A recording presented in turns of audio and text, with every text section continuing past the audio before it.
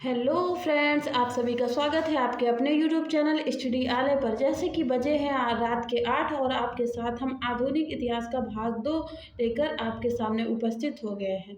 तो फटाफट fast rapid revision के साथ आप सभी लोग जुड़ जाइए मेरे साथ। चलिए अब क्वेश्चन करते हैं हम लोग। जैसे कि कल जहाँ से हम क्वेश्चन छोड़े थे उसके आगे से देखेंगे आज हम कि मैकाले अधिनियम के अंतर्गत लड़कियों एवं लड़कों के विवाह की न्यूनतम आयु क्रमशः निर्धारित की गई थी। तो लड़कियों की आयु कितनी थी? 14 वर्ष विवाह की, और लड़कों की 18 वर्ष हो गई थी।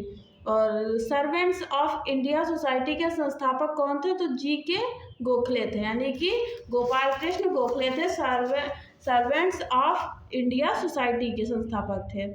अब हम नेक्स्ट क्वेश्चन देखेंगे कि पश्चिमी भारत के डी के कार्वे का नाम निम्नलिखित में से किस संदर्भ में आता है? तो जो डी के कार्वे थे उन्होंने स्त्री शिक्षा, स्त्री जो पहले उस टाइम की बात हो रही जब अंग्रेजे थे तो वहाँ स्त्रियों की पढ़ाई के बारे में नहीं ध्यान दिया जाता था, तो उन्होंने स्त्री की शिक्षा और विधवा पुनर्विवाह पर जोर दिया था। फिर राधा स्वामी सत्संग के संस्थापक थे, कौन थे?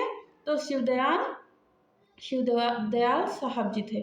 महाराष्ट्र में विधवा पुनर्विवाह हेतु अभियान का नेतृत्व किया था, तो किसने किया था? विष्णु परशुराम पंडित जी ने। वह बंगाली नेता जिसने सामाजिक धार्मिक सुधारों का विरोध किया और रूढ़िवादिता का समर्थक किया, तो कौन था? राधाकांत देव था। कौन कौन थे? राधाकांत देव थे। अब हम आगे देखेंगे कि यदि भगवान अस्पृश्यता को सहन करते तो मैं उन्हें भी भगवान नहीं मानूंगा। यह कथन किसका? तो बाल गंगाधर तिलक ने कहा था कि अगर छुआछूत को भगवान भी मानते हैं तो मैं भगवान को ही नहीं मानूंगा, यानी कि ये कथन बाल गंगाधर तिलक का है। इंग्लैंड में राजा राम मोहन राय की मृत्यु हुई थी, किस सन में हुई थी? तो 1833 में हुई थी। किस सन में? तो 1833 में। फोर्ट विलियम कॉलेज की स्थापना का मुख्य उद्देश्य कहाँ? ये वैसे कॉलेज बता दूं कि ये कलकत्ता में। कहाँ पर है? कलकत्ता में। कलकत्ता की राजधानी क्या है? सॉरी, कलकत्ता किसकी राजधानी है? तो पश्चिम बंगाल की है। तो बता देते हैं कि इसका मुख्य उद्देश्य क्या था? ब्रिटिश अधिकारियों को भारतीय भाषाओं की शिक्षा देना। क्या देना? भारतीय भाषाओं की शिक्षा देना। किसको? ब्रिटिश अधिकारियों को। फिर आएंगे वर्नाक्युलर प्रेस अधिनियम 1878 के विपरीतगामी और असंगत शब्द का उपयोग किया था, तो किसने किया था? अर्कस्काइन पेरी ने किया था। किसने? अर्कस्काइन पेरी ने। भारत की शैक्षणिक नीति में फिल्टरेशन सिद्धांत को के प्रतिपादक कौन थे? तो मैकाले थे। कौन थे? मैकाले। भारतीय विश्वविद्यालय में धार्मिक शिक्षा के लिए प्रबल रूप से वकालत की थी, तो किसने? मदन मोहन मालवीय ने किया था। अब हंटर कमीशन की रिपोर्ट में विकास पर विशेष जोर दिया गया था। किस पे जोर दिया गया था? विशेष जोर दिया गया था, तो प्राथमिक शिक्षा पर। किस पर? प्राथमिक शिक्षा पर। तो ये भी क्वेश्चन पूछा जा सकता है कि हंटर कमीशन किससे संबंधित हो? तो शिक्षा से संबंधित है। फिर सैंडलर आयोग भी किससे संबंधित है? शिक्षा से। काशी विद्यापीठ का संस्थापक कौन था? तो बाबू शिव प्रसाद गुप्त। कौन थे? बाबू शिव कुमार गुप्त प्रसाद गुप्त।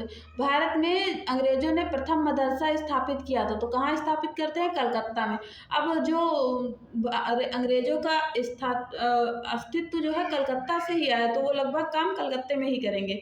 चलिए आगे देखेंगे कि 1857 में भारत में विश्वविद्यालयों की स्थापना के समय इंग्लैंड के विश्वविद्यालय को प्रतिमान रूप में लिया था, तो कहाँ लिया गया था? लंदन में।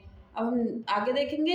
देखिए ये रैपिड रिवीजन है, तो यानी फटाफट हम सिर्फ कर रहे हैं, आप पढ़कर आइए, उसके बाद यहाँ अपना देखिए आगे क्या क्या भूल रहे हैं।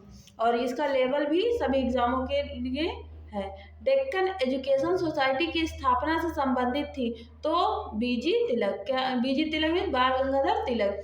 हिंदी का पहला समाचार पत्र उदंत मार्तंड, यानी कि ये कब से प्रकाशित हुआ? तो 30 मई 1826 से प्रकाशित हुआ है। तो ये कहाँ सबसे पहले आया था? तो कोलकाता में। कहाँ पर? कोलकाता में।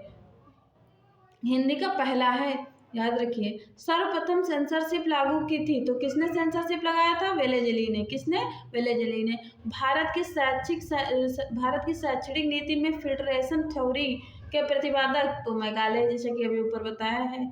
और भारतीय प्रश्नों पर विवेचना के लिए दादा भाई नौरोजी ने 1866 में लंदन में गठन किया था। क्या गठन किया था? ईस्ट इंडिया एसोसिएशन का। किसका गठन किया था? तो ईस्ट इंडिया एसोसिएशन का। इसको घुमा के पूछा जा सकता है कि ईस्ट इंडिया एसोसिएशन की स्थापना कहाँ हुई है, तो इसका आंसर हो जाएगा लंदन में। और पूछा जाएगा किसने की है, तो दादा भाई नौरोजी ने। और पूछ लें तो कब की है, तो 1866 में। देख लीजिए, एक ही लाइन से कई क्वेश्चन के आंसर आपको मिल जाएंगे, तो इसीलिए ये आपके लिए बहुत ही महत्वपूर्ण सीरीज है।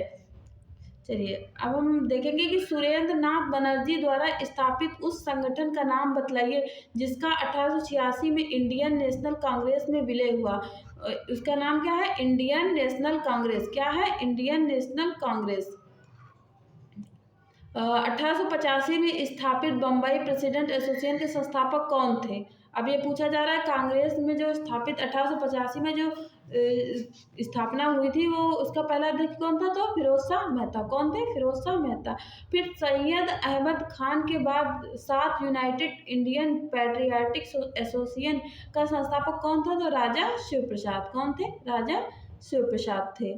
चलिए अब नेक्स्ट देखेंगे कि अखिल भारतीय महिला संघ सम्मेलन की स्थापना किस सन में हुई। अब यहाँ 4-5 पॉइंट हैं जो सन से है। जैसे अखिल भारतीय महिला संघ सम्मेलन तो कब हुई है? 1927 में।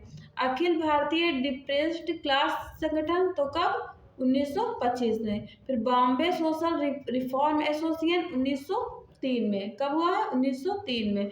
और उसके बाद the Indian national social conference तो 1887 में। ये सन आप लोगों को सुमेलित करने में भी दे सकता है, इसलिए आप लोग ध्यान दीजिएगा। अब आगे देखेंगे, कभी भी भारतीय राष्ट्रीय कांग्रेस के किसी भी अधिवेशन की अध्यक्षता नहीं की तो कौन? बाल गंगाधर तिलक ने कभी भी अधिवेशन की अध्यक्षता नहीं की है। भारतीय राष्ट्रीय कांग्रेस के अधिवेशन के लिए छुट्टियों का मनोरंजन अभिव्यक्ति का उपयोग किसने किया? यानी यहाँ इसमें पूछा जा रहा है कि छुट्टियों का मनोरंजन जो कांग्रेस थी जिसकी स्थापना 1885 में